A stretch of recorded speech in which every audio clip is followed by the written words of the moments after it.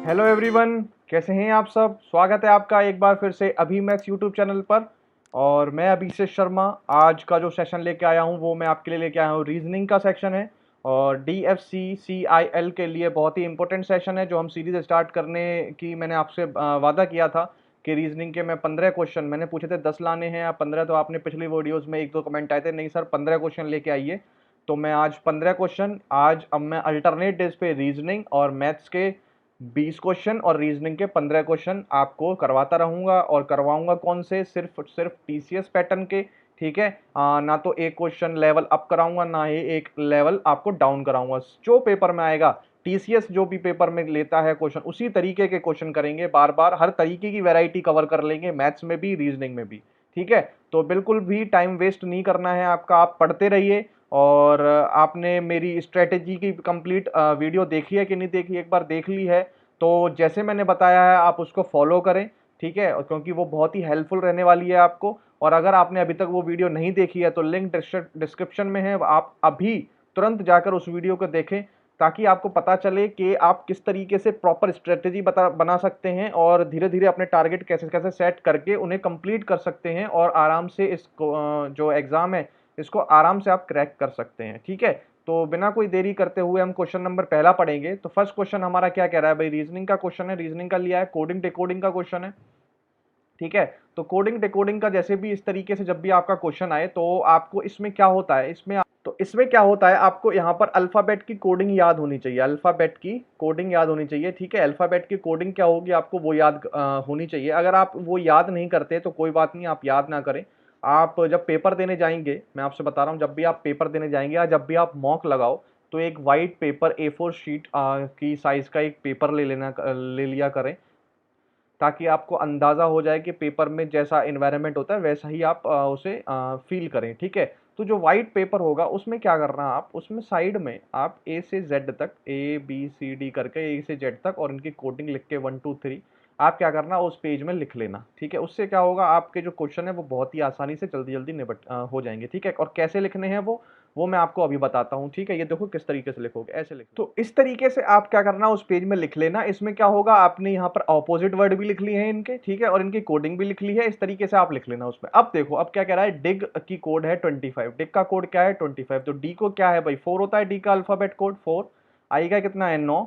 और जी का कितना है भाई 7। जब आप इनको सिंपल पहले सबसे पहले ऐड किया करो, जब सिंपल ऐड करते हो देखो कितना हो रहा है, 9 7 16 और 16 4 कितना होता है 20। ठीक है। 20 आ रहा है, मतलब 20 और यहाँ पर 25 और मतलब इसमें 5 ऐड किया गया है। ठीक है। अब एक बार अगली वाली वैल्यू देखो, कट कट सी क्या होता है 3, यू क्या होता है भाई आपका 21 और टी क्या होता है भाई 20। इसे जोड़ना है एक बार तो यह आ जाएगा भाई 41 3 कितने 44। ठीक है। इसमें भी 5 ऐड हो रहा है, तो मतलब इनका जो इनकी प्लेस वैल्यू है उनको ऐड करके +5 आपको करना है। तो केक 2 बार दिख रहा है, के की वैल्यू 11, 2 बार ऐड करोगे तो 11 दूनी 22, तो यहाँ हो जाना है। और सी और आई, सी क्या है 3, आई क्या है 9, 9 3 12। ठीक है। इन्हें जोड़ लो और इसमें 5 ऐड करना है, 2 2 4 और 2 1 3, इसमें 5 क्या करना है ऐड करना है। 39 आपका क्या हो जाएगा उत्तर हो जाएगा।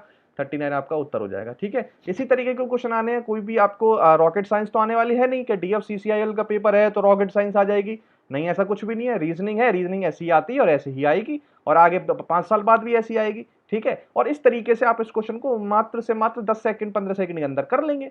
बताइए आप। ठीक है। सबसे पहले आप इनकी प्लेस वैल्यू ऐड किया कीजिए। ठीक है। अगला क्वेश्चन कराऊंगा। क्वेश्चन अब दूसरा क्वेश्चन करेंगे भाई। दूसरा क्वेश्चन क्या कह रहा है, आपको 3 नंबरों का सेट गिवन है। ठीक है। और इसमें जो भी चीज फॉलो हो रही होगी उसमें आपको सेम चीज चेक करनी है कि वही चीज इसमें भी इन चारों ऑप्शनों में किसी में फॉलो हो रही हो। ठीक है। तो अब इस क्वेश्चन को कौन सा बच्चा कर पाएगा, मैं आपको ये भी बताता हूँ। भाई जिस बच्चे को टेबलों का ज्ञान नहीं है, स्क्वायर का ज्ञान नहीं है, क्यूब का ज्ञान नहीं है, फैक्टर का ज्ञान नहीं है, प्राइम फैक्टर का ज्ञान नहीं है, ठीक है, वो बच्चा इस क्वेश्चन को थोड़ा सा लेटली कर सकता है। मतलब कर सकता है, मैं नहीं कह रहा नहीं कर सकता, कर सकता है। उसे थोड़ा समय लगेगा, बिल्कुल लगेगा, इस बात की गारंटी है। ठीक है। समय लगेगा और नहीं भी कर पाए तो वो भी बड़ी बात नहीं है, क्योंकि बहुत बच्चे, मैं आपसे बता रहा हूँ रियली में, बहुत बच्चे इस तरीके के क्वेश्चन को नहीं कर पा रहे हैं अटेम्प्ट, आजकल के जो TCS पैटर्न पर आ रहे हैं। तो आपको इन पर बहुत बड़ा ध्यान देना है। और मैं आपको ये भी बता दूं कि जितनी भी बुक मार्केट में अवेलेबल हैं उनके जितने भी क्वेश्चन हैं वो बहुत ज़्यादा सिंपल हैं, बहुत ज़्यादा सिंपल है, मैं आपको बता दूं। लेकिन जो पेपर में क्वेश्चन आते हैं, जो TCS क्वेश्चन पूछता है इस टाइप के, वो बहुत ही कठिन बन जाते हैं। कोई कोई क्वेश्चन तो ऐसा बन जाता है कि बच्चा जो है वो टाइम पर सॉल्व कर ही नहीं पाता। ठीक है, वो फंस जाता है, वो देख नहीं पाता इधर क्या लग रहा है इसमें, कौन सी इसमें तरकीब लगाएं तब इस क्वेश्चन को निकालें। ठीक है, उसमें कोई सेटिंग बैठा नहीं पाते वो लोग।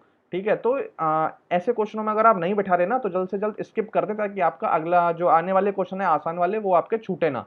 ठीक है, एक तो चीज ये, और इतनी ज्यादा प्रैक्टिस कर लें कि अगर आसान या थोड़ा सा मॉडरेट क्वेश्चन है तो उसको आप आसानी से कर सकते हैं। देखो टफ क्वेश्चन तो बहुत मुश्किल हो जाएगा। ठीक है, मैं ऐसे 3 नंबर दे दूं जो आप, मैं भी ना जान पाऊँ आप भी ना जान पाओ, वो कुछ भी दे सकता है। ठीक है, और कुछ भी पैटर्न लगा सकता है उसमें, स्क्वायर करके +3 कर दे, अगले में +2 कर दे, अलग अलग पैटर्न है, बहुत पैटर्न है जी अवेलेबल मार्केट में। लेकिन ये है कि अगर आसान क्वेश्चन है तो आप उसको जरूर करें। ठीक है, तो इस क्वेश्चन को आप अगर करना है तो मैं आपको सही सही जानकारी देता हूं। आप टेबल, स्क्वायर, क्यूब और फैक्टर, ठीक है, अगर ये आपको चीज आती है तो आप इस क्वेश्चनों में मार्क खा सकते हैं, लेकिन उतनी नहीं खाएंगे जितना एक आम बच्चा खाएगा। ठीक है, 95% आप इन टाइप के क्वेश्चन ठीक कर लेंगे अगर आपकी कमांड इन चीजों पे है तो। ठीक है, और कैलकुलेशन बहुत अच्छी है। ठीक है, अब देखो इसमें कैसे लगाते हैं। आपको नंबर दिख रहे हैं तीनों, ठीक है, तीनों नंबर दिख रहे हैं, बीच में बड़ा नंबर दिख रहा है। ठीक है, तो आप क्या करोगे, पहले छोटे नंबरों का स्क्वायर करो, स्क्वायर करके ऐड करने की कोशिश करोगे तो 4 चौक 16, 3 3 और 16 9 25, 25 में से एक जाएगा तो 24 आएगा। तो मतलब स्क्वायर करके ऐड करके -1 कर दूं तो मेरा ये वैल्यू आ रही है,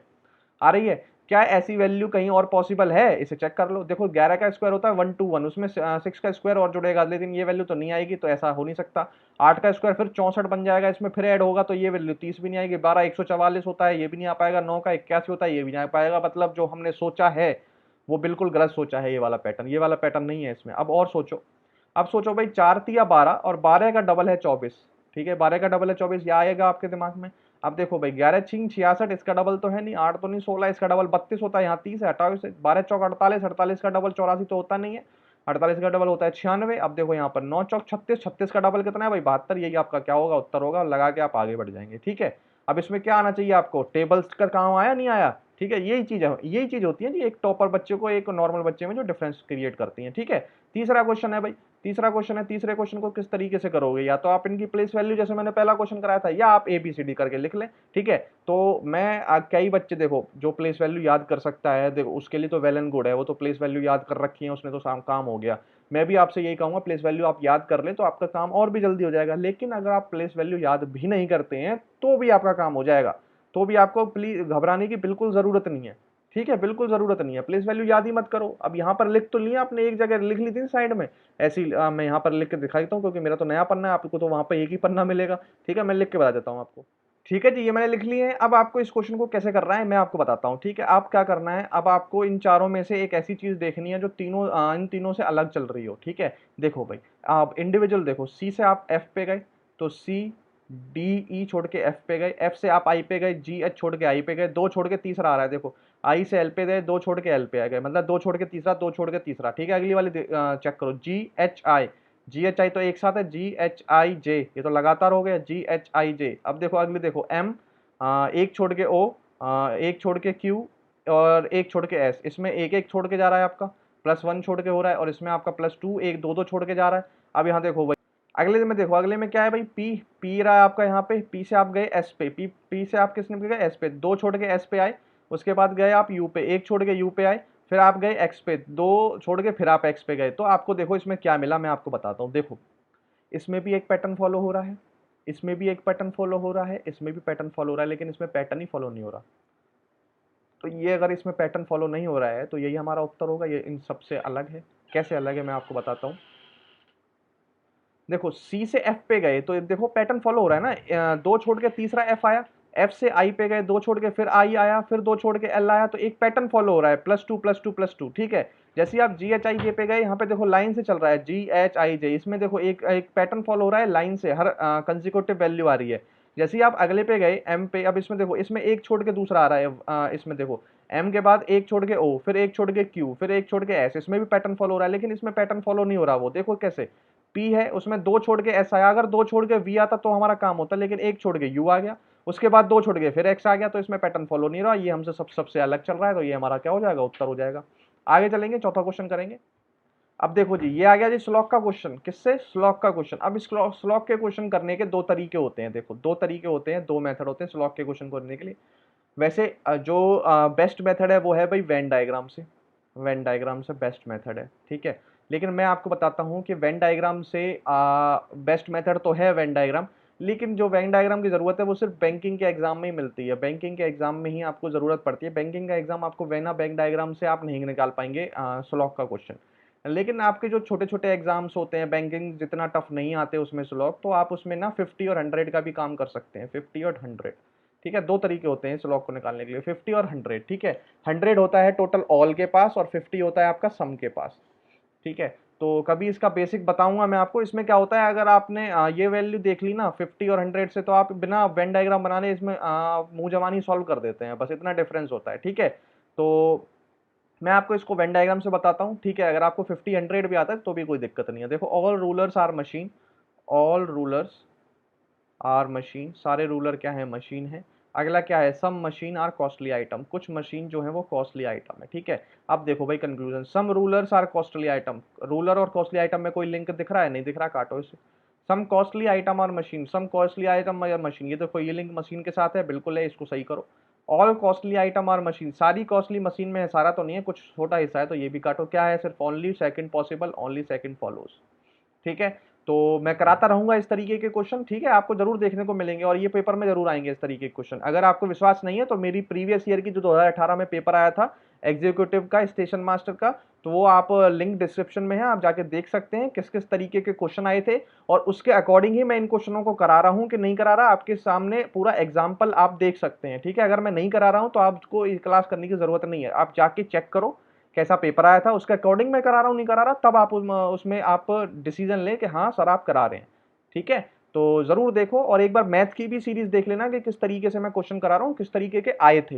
ठीक है, एकदम पॉइंट टू पॉइंट वही क्वेश्चन लेके चल रहा हूँ। ठीक है भाई, अगला क्वेश्चन देखो भाई, 5वां क्वेश्चन है। इसमें भी कुछ नहीं है, कोडिंग टू कोडिंग का ही क्वेश्चन है। इसमें देखो सी से ए पे आ गया तो मतलब -2 हुआ है। अब डी से फिर -2 करोगे कितना आएगा, देखो मैं बताता हूँ आपको क्या होता है, ए बी सी डी यही होता है।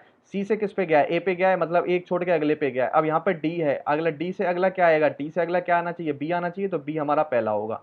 बी अगर पहला होगा तो आप सी के ऑप्शन तो खत्म कर चुके हैं, दोनों खत्म कर चुके हैं। अब अगला देखो, ई से क्या गया, जी पे गया।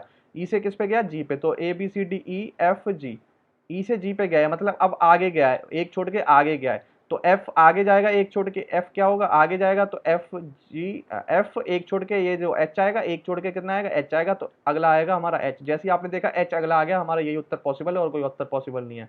पूरा निकालने की जरूरत नहीं है, सिर्फ ऑप्शन में एलिमिनेशन कर निकालना सीखो और आंसर लगा दो। ठीक है भाई, पूरा निकालने की जरूरत नहीं है। समझ में आ गया ये क्वेश्चन, अगला क्वेश्चन करेंगे।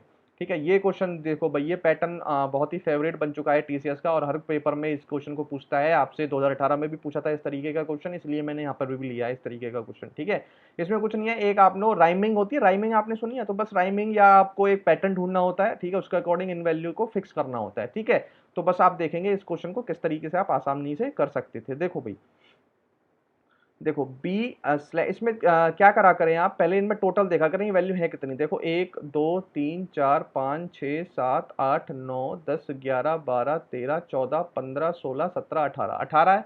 तो या तो दो दो का पैटर्न बन रहा होगा, तीन तीन का, चार चार का, पांच पांच का, जो भी पैटर्न बन रहा होगा वो आपको बताता हूँ। ठीक है, बी, ठीक है बी, और देन आप लिख लो फिर बी, यहाँ पर ब्लैंक आ जाएगा, फिर आपका ए, देन बी, फिर ब्लैंक है आपका बी सी, फिर ब्लैंक है ए बी बी बी, फिर ब्लैंक है बी ए ब्लैंक बी। ठीक है, देखो इस क्वेश्चन को कैसे करोगे, इस क्वेश्चन को करने में आपको थोड़ा सा समय लग सकता है। कितना आपको लग सकते हैं इसमें, 40 से 50 सेकंड या 1 मिनट के आसपास, अगर क्वेश्चन बहुत ही ज़्यादा टफ है, अगर समझ में नहीं आ रहा है बिल्कुल। कई बार तो देख के ही समझ में आ जाता है, अगर देख के कई बार समझ में नहीं आ रहा होता है तो आपको इसमें एक एक ऑप्शन फिट करना पड़ेगा, और आपको इसमें देखना पड़ेगा कि पैटर्न क्या है फॉलो हो रहा है। ठीक है, क्या फॉलो हो रहा है।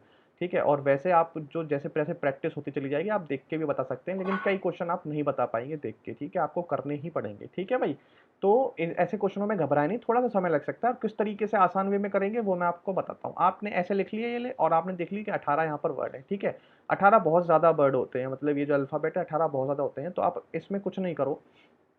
ठीक है, अब आप इसमें पैटर्न ढूंढने की कोशिश करो कि क्या पैटर्न बन रहा है, तो पैटर्न वहां से ढूंढने को मिलेगा जहां पर जो वैल्यू है वो बहुत ज्यादा गिवन है, जहां पर ब्लैंक बहुत बाद में है।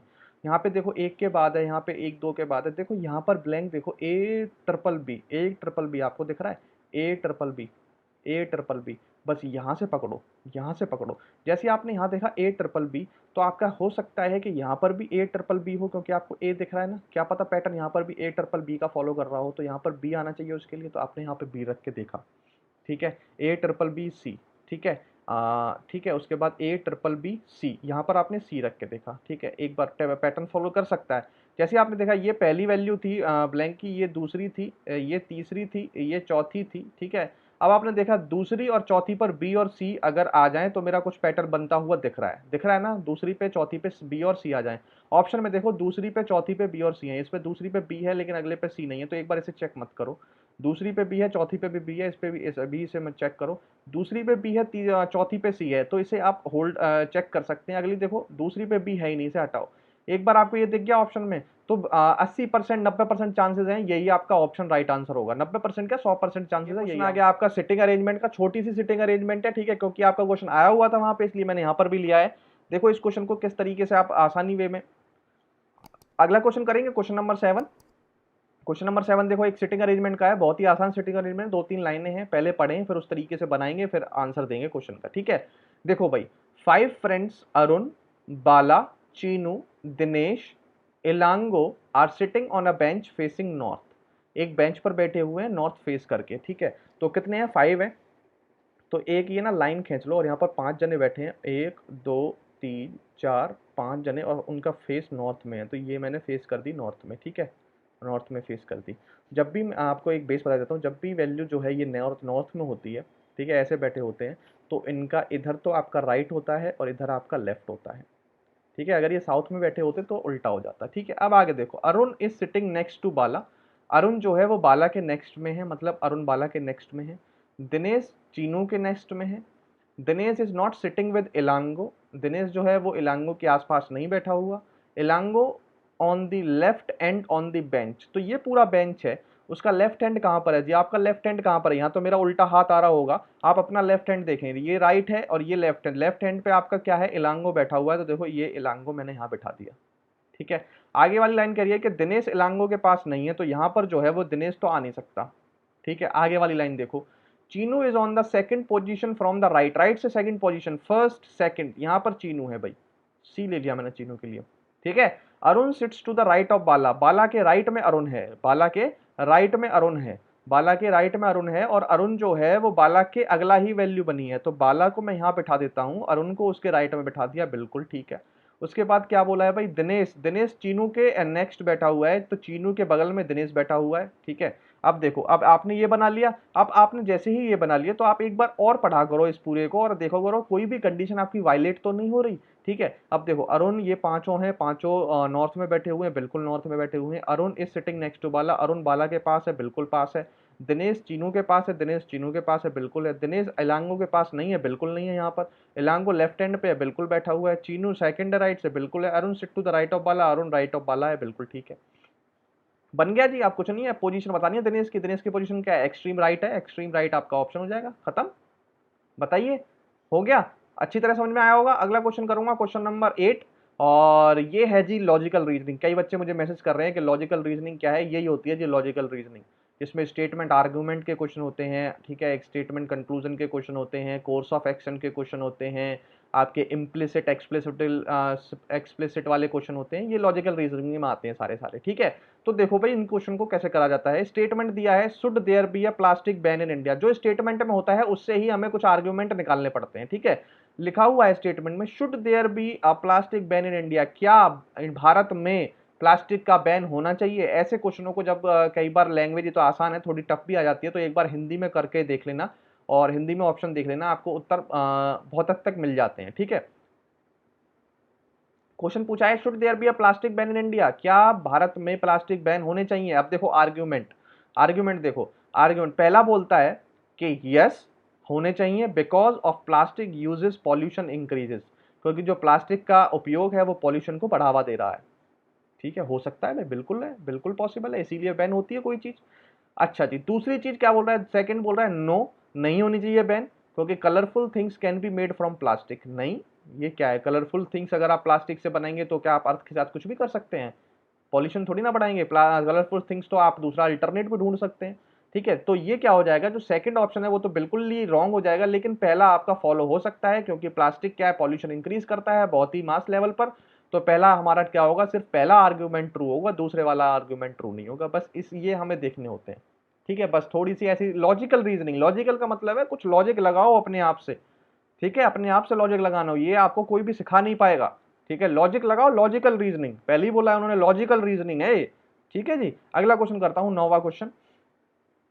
6 friends A B C D E F are sitting around a circular table. Circular table में 6 पर्सन बैठे हुए हैं और उनका जो फेस है वो सेंटर पे है। तो मैं एक बार बिठा देता हूँ सर्कुलर पे।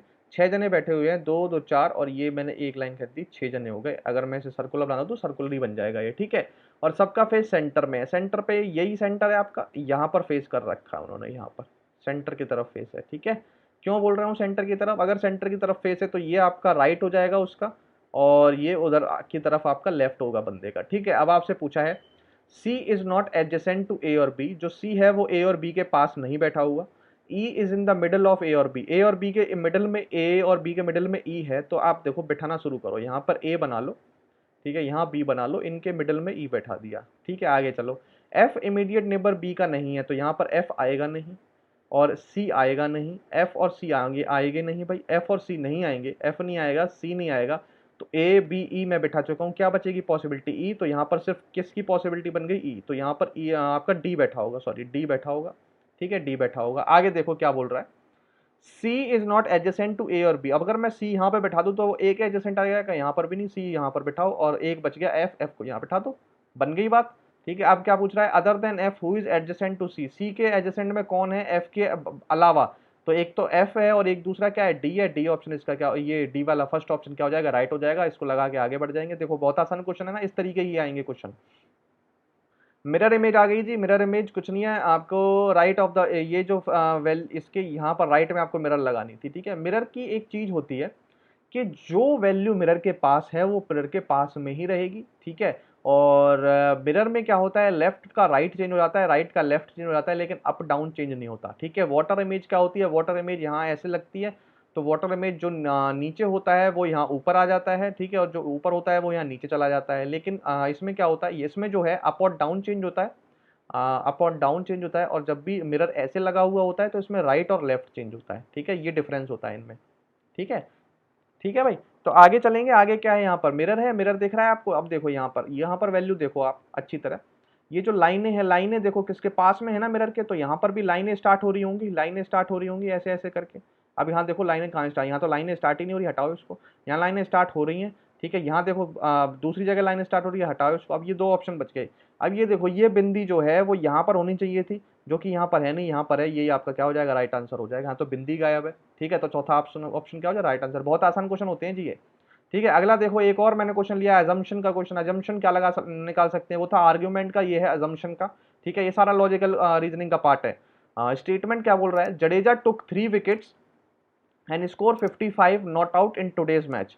जडेजा ने 3 विकेट लिए और 55 रन बनाए आज के मैच में नॉट आउट होके। ठीक है, अब क्या करेंगे, हम अजम्पशन देखते हैं, अजम्पशन क्या क्या आ रही है। अजम्पशन पहली आ रही है, Jadeja was the man of the match. Jadeja man of the match था, मैन ऑफ द मैच था। ठीक है, दूसरी देखो एक बार, दूसरी क्या है, जडेजा वॉज इंजर्ड। इंजर्ड तो हो नहीं सकता, अगर इंजर्ड है तो उसने 55 रन और 3 विकेट कैसे ले लिए, तो ये तो बिल्कुल गलत है। अब पहली अजम्पशन बता रहा है Jadeja was man of the match.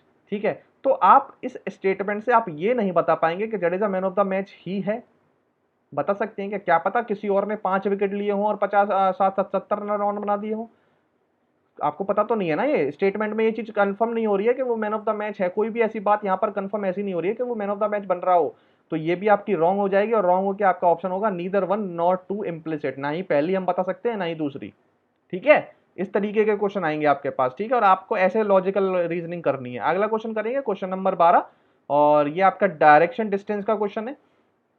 पढ़ें पहले, पढ़ें, और आप जहाँ पर आपकी रफ आपको मिलेगी उसमें ऐसा करे करें, यहाँ पर आप ऐसे बना ले करें, नॉर्थ साउथ और ईस्ट और वेस्ट इसके अकॉर्डिंग। ठीक है, ऐसे बना ले करें। अब देखो किस क्वेश्चन को क्या है, village Chimur is 20 kilometre north of village Rewa. ठीक है, मैं अब देख लो कैसे, रीवा बना लिया, क्या बना लिया, रीवा बना लिया, और इसके नॉर्थ में तो मैंने ये वैल्यू यहाँ पर रीवा ले लिया, नॉर्थ इसके सामने, तो यहाँ पर 20 किलोमीटर दूर कौन है, विलेज चिमूर। ठीक है, आगे लाइन पढ़ो, village Rahate is 18 kilometre east of the Rewa, Rewa के ईस्ट में रहाते है, रेवा ये रहा ईस्ट इसका, यहाँ रहा भाई रहाते, ये है भाई रहाते, रहाते कितना kilometre, 18 kilometre. Village Agne is 12 kilometre to the east of Chimur, Chimur बेट यहाँ पर है भाई, चिमूर यहाँ पर है, उसका वेस्ट वेस्ट है भाई, वेस्ट उसका इधर की तरफ आएगा, यहाँ पर 12 किलोमीटर पर कौन है भाई, अग्ने, अंग जो भी है यहाँ पे। If Sanjay start from the village रहाते, अगर जो संजय है वो रहाते विलेज से शुरू होता है, यहाँ से स्टार्ट करता है और अंगे तक जाता है, यहाँ से वो अंगे तक जाता है, तो in which direction he is from the starting point, starting point से वो यहाँ पर जब आएगा तो कौन से डायरेक्शन में होगा, ठीक है। तो in which direction is from is starting point, starting point से वो कौन से डायरेक्शन पर यहाँ पर जब आ जाएगा तो कौन से पे होगा, तो यहाँ पर क्या करो, यहाँ पर ये बना लो, जो आपने ये वैल्यू बनाई ना यहाँ पे बना लो इसको, ये हो जाएगा नॉर्थ, ये हो जाएगा आपका साउथ, ये ईस्ट और ये वेस्ट, ठीक है। जब वो यहाँ पहुँच जाएगा तो आपकी डायरेक्शन जो होगी वो इस तरीके की डायरेक्शन होगी जो कि आ रही है आपकी नॉर्थ और वेस्ट के बीच में, तो मतलब आपकी डायरेक्शन होगी नॉर्थ वेस्ट की, क्या डायरेक्शन होगी, नॉर्थ वेस्ट की, और इसे लगाएंगे और आप उत्तर आपका बिल्कुल ठीक होगा, ठीक है जी। अच्छा लगा क्वेश्चन, ठीक है, ऐसे ही क्वेश्चन आपके आएंगे, ठीक है, इनकी प्रैक्टिस करनी है आपको, ठीक है। अगला क्वेश्चन करेंगे भाई, 15 लेने थे, ठीक है, 12 ही आएंगे आपके पेपर में, लेकिन मैंने 15 लिए हैं, 15 की प्रैक्टिस करा रहा हूँ। देखो भाई, order ranking, P who was sitting in the gallery is 15th from the left and 16th from right in a row, तो टोटल नंबर ऑफ पीपल बता दो रो में कितने हैं, ठीक है। ये क्वेश्चन आपका प्रीवियस ईयर में भी आया था DFCCIL में, ठीक है, मैंने वहां पर सॉल्व कराया था। इसकी ट्रिक क्या होती है, जब भी आपको एक रो में एक ही पर्सन की जो पोजीशन है वो आपको लेफ्ट से भी दी गई हो राइट से भी दी गई हो, तो आपको क्या करना है, पोजीशन जो है लेफ्ट की और जो है पोजीशन राइट की उनको ऐड कर दो और -1 कर दो, ये आपकी वैल्यू आ जाएगी टोटल नंबर ऑफ पर्सन उस रो के अंदर, टोटल नंबर आ जाएंगे पर्सन रो के अंदर। तो लेफ्ट में कितनी थी 15, राइट से कितनी थी 16, माइनस कर दो 1, 15 16 होते हैं 31, 31 में से एक जाएगा, वैल्यू कितनी आ जाएगी 30 आ जाएगी, 30 इस क्वेश्चन का राइट आंसर होगा और ये आपका सेकंड ऑप्शन राइट आंसर होगा। बताइए जी, समझ में आ रहा है ना क्वेश्चन। अगला क्वेश्चन करेंगे 14th question, in a class A's rank is 9th from the left and B's rank is 7th from the right, if 6 students are sitting between them then calculate the minimum number of student, कम से कम बच्चे कितने होंगे। देखो मैं बताता हूँ, एक रो आप ले लें, ठीक है, रो आप ले लें, ये वैल्यू जो है वो राइट से है और ये वैल्यू लेफ्ट से है, ठीक है। अब कह रहा है कि A है 9th फ्रॉम द लेफ्ट, जो A है वो यहाँ से, ये A मैंने मान लिया, और ये है 9 लेफ्ट से, ठीक है, लेफ्ट से 9 है तो यहाँ पर कितने बच्चे हैं, 8 बच्चे हैं, ठीक है। बी सेवन्थ है, सेवन्थ जो है आपका राइट से है, तो यहाँ से बी जो होगा यहाँ से सेवन्थ हो जाएगा, सेवन्थ राइट से, ठीक है, तो मतलब यहाँ 6 बच्चे हो जाएंगे, ठीक है भाई। 6 student are sitting between them, उनके बीच में 6 बच्चे बैठे हुए हैं, तो यहाँ पर उनके बीच में जो है ये 6 बच्चे और बैठे हुए हैं, ठीक है। तो मिनिमम नंबर ऑफ बच्चे बता दो कितने होंगे। देखो मैं बताता हूँ, 6 ये, सातवां ये 7, 6 ये 13, 13 और एक ये 13 और एक 14, 14 8 और ये 14 8 कितने हो जाएंगे 22, तो 22 तो मिनिमम मिनिमम होंगे, 22 ही आपके क्या होगा उत्तर। अगला क्वेश्चन करेंगे और आज की क्लास का लास्ट क्वेश्चन करेंगे 15th क्वेश्चन, ठीक है। नंबर सीरीज का क्वेश्चन है। देखो किस तरीके से नंबर सीरीज चल रही है, इसमें भी मैं आपको बताता हूँ कैसे कैसे आपको देखना है। नंबर देखो 3, 3 से 7, 7 से 16, 16 से 35, 35 से मतलब बहुत वैल्यू इंक्रीज हो रही है, क्या हो रही है, इंक्रीज हो रही है, तो प्लस का तो कोई चक्कर है नहीं यहाँ पर, ठीक है। सबसे पहले आप एडिशन सब्ट्रैक्शन इस तरीके से देखा करें, ठीक है। तो प्लस का चक्कर है क्या, एक बार चेक कर लो, 3 से 7 पे जाएंगे तो +4 हुआ, अगली बार में +9 हुआ, अगली बार में वैल्यू कितनी प्लस हो गई आपकी, आपकी प्लस हो गई भाई 19, 9 6 15 हाथ से ले बिल्कुल 2 और 1 3 19 हो गई, ठीक है। तो मतलब 4 9 19 में तो कोई भी रिलेशन बन नहीं रहा है, तो इसको हटाओ, ठीक है, ये वैल्यू नहीं है, ये ऐसे तो वैल्यू आएगी नहीं, ठीक है। तो जब भी इस तरीके से हो तो मुझे कुछ मल्टीप्लाई दिख रहा है, मल्टीप्लाई दिख रहा है, कैसे मल्टीप्लाई दिख रहा है, देखो 3 दूनी 6 +1, ठीक है, 7 दूनी 14 +2, 16 दूनी 32 +3, देखो बन गया पैटर्न, इंटू 2 + 1 इंटू 2 + 2 इंटू 2 + 3, अब इंटू 2 + 4 यही आएगा। अब देखो इंटू 35 दूनी, 35 दूनी होता है 70, 70 में 4 जोड़ेगा कितना आएगा 74, 74 इस क्वेश्चन का क्या आएगा उत्तर। तो इस क्वेश्चन को जल्दी कौन कर सकता था, जिसकी मल्टीप्लाई डिवाइड अच्छे हैं, मल्टीप्लाई अच्छे हैं, तभी तो ये क्वेश्चन को जल्दी कर सकता था। तो मेरी बात माने, एक एक पॉइंट मैं आपको वही बता रहा हूँ जो बहुत इंपॉर्टेंट है किसी भी पेपर को निकालने के लिए, और वो बेस है, अगर आपको वो चीज़ें नहीं पता तो आप किसी भी पेपर को नहीं निकाल पाएंगे, ठीक है। तो यहाँ पर आपके समाप्त होते हैं ये 15 क्वेश्चन, बहुत ही इंपॉर्टेंट 15 क्वेश्चन है, आप इनकी प्रैक्टिस करिए, ठीक है। और अगर आप बोलेंगे कि इनकी पीडीएफ दे दीजिए तो मैं आपको इनको पीडीएफ बना के भी दे दूंगा, ठीक है। वैसे इनमें कोई पीडीएफ बना के देने में कोई स्वाद है नहीं, ठीक है, आप मेरे साथ सॉल्व करते जाएं, जो भी क्वेश्चन डाउट हैं वो आपको कमेंट में छोड़ दें, और मेरे साथ टेलीग्राम चैनल ज्वाइन कर लें, वहाँ पर आप मुझे बता दें कि ये दिक्कतें आ रही हैं सर, कैसे करूँ, तो मैं आपको वहाँ पर सॉल्यूशन दे दूंगा। ठीक है जी। तो आपसे यही विनती है कि आप इन क्वेश्चनों को करें, किसी भी बहकावे में ना आए, क्वेश्चन का जो लेवल है वो अच्छा खासा आएगा। मैथ्स की सीरीज़ जो चल रही है वो भी बहुत बढ़िया चल रही है, अच्छी खासी चल रही है, आपका रिस्पॉन्स भी बहुत अच्छा आ रहा है। सीरीज़ को थोड़ा और आगे तक पहुँचाएँ, ठीक है, ताकि कुछ लोग इस चीज़ का फ़ायदा उठा सकें। ठीक है, तो चलिए आज के लिए इतना ही, कल फिर मिलते हैं मैथ्स के क्वेश्चनों के साथ। Thank you, have a nice day and जय हिंद।